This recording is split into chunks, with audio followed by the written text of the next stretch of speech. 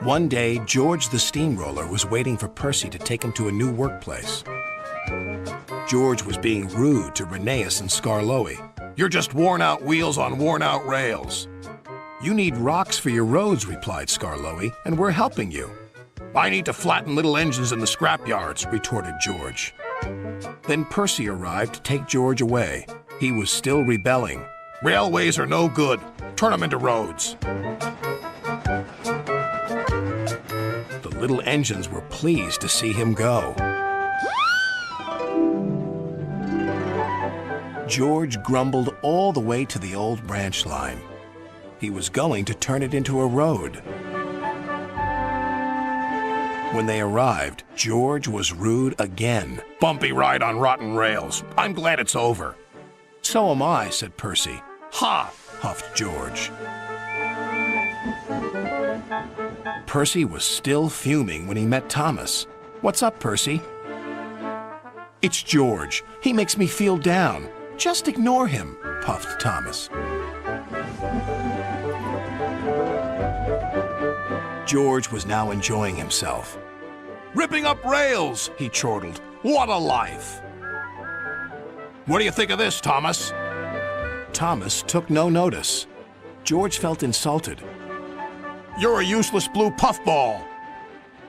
But Thomas didn't hear. "I'll show him who's boss."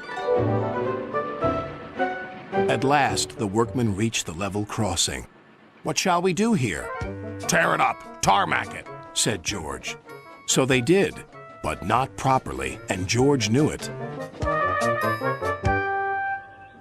Later, Thomas was traveling home on the same line. He was pulling freight cars filled with vegetables. The signalman had forgotten to warn his driver about the crossing. "That's nice. We don't need to stop," said Thomas happily. "Yes, we do," called his driver. But it was too late.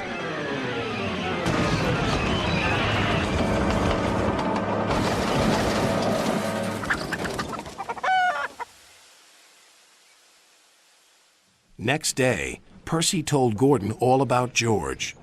"Ha!" snorted Gordon. "You're just a small engine. That's why he's rude to you. He wouldn't dare cause me any trouble." George had been taken to some yards to work. Toby arrived with a train of empty freight cars. George was blocking his way, and a car was stuck on the main line. "Let me through," demanded Toby. "You'll just have to wait," replied George.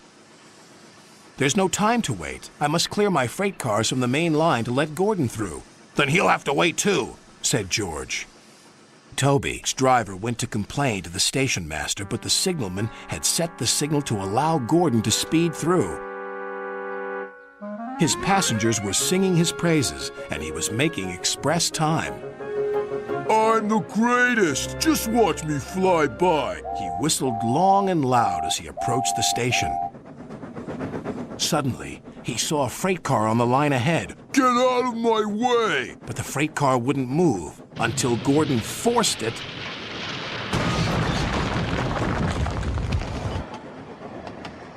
by accident. Gordon was worried that Sir Topham Hatt would be cross.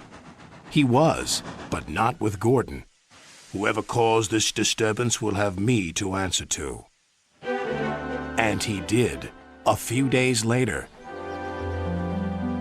"Look who's here," said Thomas. George had been found out by Sir Topham Hatt and punished. He looked miserable. "Now we'll get some peace at last," said Percy. "I want to get rolling again, but I've got to wait a whole week till I do." "And then you'll be just as rude as ever." "Eh, George?" "I hope not. Don't you?"